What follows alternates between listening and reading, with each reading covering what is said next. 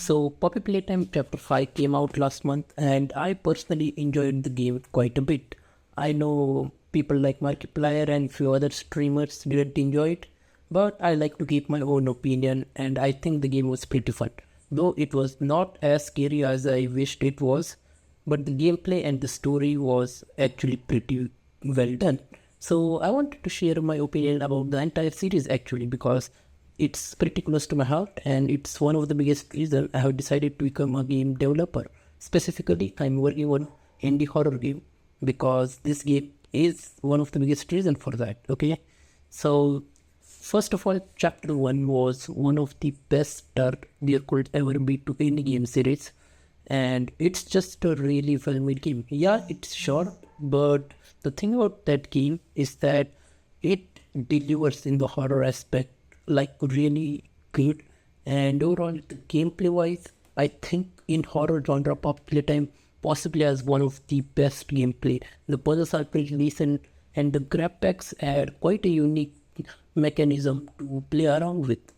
But the first game was pretty short, and then they got the second game, and I think this is where the series started to pick up a lot. The second game in the series is my personal favorite one. Poppy Playtime Chapter 4 is really good. Like, all the monsters are really amazing. Mommy Longlegs as a character is very scary to me as well, and the chase scene with Mommy Longlegs is probably the most scared I have been in this entire series. So I think that chapter nailed almost everything this chapter they needed to get right. And story wise as well, things start to make sense in the chapter and everything just start to work. I actually like this chapter a lot, but there is another chapter that I consider to be on par with this one, and it's the next one, Poppy Playtime Chapter 3. Man, this chapter was a blast. For most people, this is the scariest chapter by far.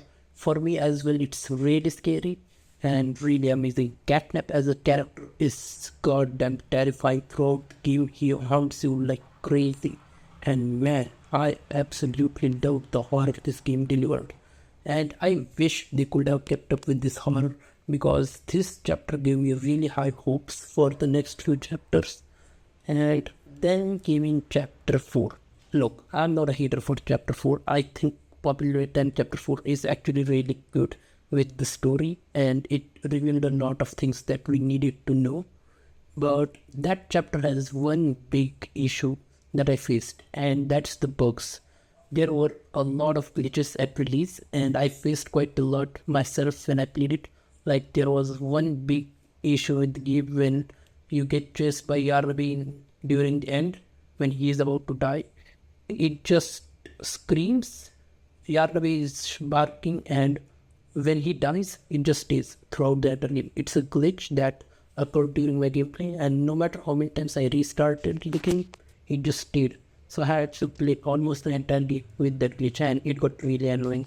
I genuinely hated it. But I played the game, I replayed it after a few months, where I hoped everything was fixed. And yeah, most of the issues were fixed, yet there were few glitches that were there during the game, and I think those glitches should not be there after like few months, and that's just a big issue. Overall, chapter 4 is good story wise. I don't think there was anything that scared me except for the doctor section, but the issue in the doctor section was that it wasn't as scary as it should have been for me personally, because it was like they were so slow. That's the main issue. Everything in the doctor section was slow. So yeah, chapter 4 was where in the series people thought were at its bottom. But I personally think the chapter is good, it just there are quite few issues with it. And then we came to chapter 5, and man, I absolutely loved this chapter, okay? The chapter delivered in the story like a lot. This is probably the best chapter we have gotten story-wise. Prototype design is one of the best. They nailed the design like crazy, and I absolutely love it. Story elements were just really good. Gameplay wise, it was the best one. It was also really good looking graphics wise. It also didn't have nearly as many issues as chapter 4 had at the beginning. Like, I also played this one at the launch, and I faced almost no issue. Uh, doesn't mean the game is perfect though. I did think that the chapter was not scary. Like only the sections that were scary were the Huggy Wuggy section, and those weren't nearly as scary as they should have been. So maybe I'm just not as scared as I used to be to the games, but it is just the horror has dropped, man. And I wish they go back to that route quite a bit because games have so much potential. Gameplay wise, Pocket Playtime has such an amazing gameplay loop that it just works, and the puzzles are also pretty good.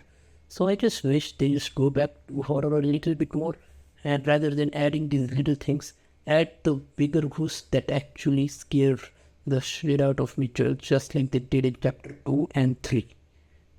But overall, I think the games are really great. They are one of the biggest inspiration I have for starting to learn game development, and they are the reason I decided to make an indie horror game instead of anything else. Horror is one of my personal favorite genre, and Poppy Playtime is one of my personal favorite series in horror. So yeah, that series overall is pretty good with few dips, and I do understand some of the hate the games get, and I also understand that some people wished the game series ended at chapter 5. But the thing about it is, if they just introduced the big bad prototype and killed him off in one chapter and completely ended it, that will not be fair, honestly. It will just not be like they hyped up this character from the very beginning just for him to die in one chapter. That will be such a bad ending. So I'm glad they are taking one game off, and I don't know if they will finish the game in chapter 6, but there's a high chance they will, and the doctor is also back. So yeah, we will see how the series turns out, and at the end we will see how the entire thing wraps up. The story though, I think this is one of the best story we have lore-wise in horror series. Like it gets dark, it gets sad, and you genuinely feel for the game characters. Like chapter 5, one of the best thing it did was the Huggy Wuggy section where you played as Huggy Wuggy, and man, you feel the emotions as Huggy Wuggy. I genuinely felt really sad doing everything as Huggy Wuggy. No, voice acting was actually really on point with the little guys and all that. Man, just amazing. They did a really good job with the story overall. It has some flaws, but it actually fixes those flaws. And with every chapter, we get answers to the question we have had. And with each chapter, a lot of new things get revealed.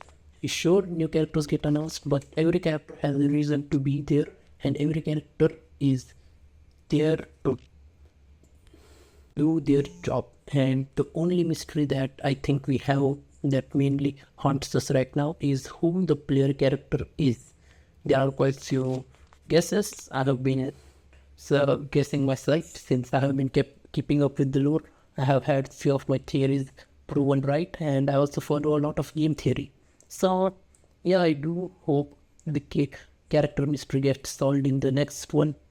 But man, I am excited for the next game next year. So yeah, I hope they go back to the horror routes as well and make the next game absolutely terrifying and the best game in the series. And thanks for watching. The way you just watching this video has helped me out a lot. And if you like, please do subscribe. Thanks for watching. Bye bye.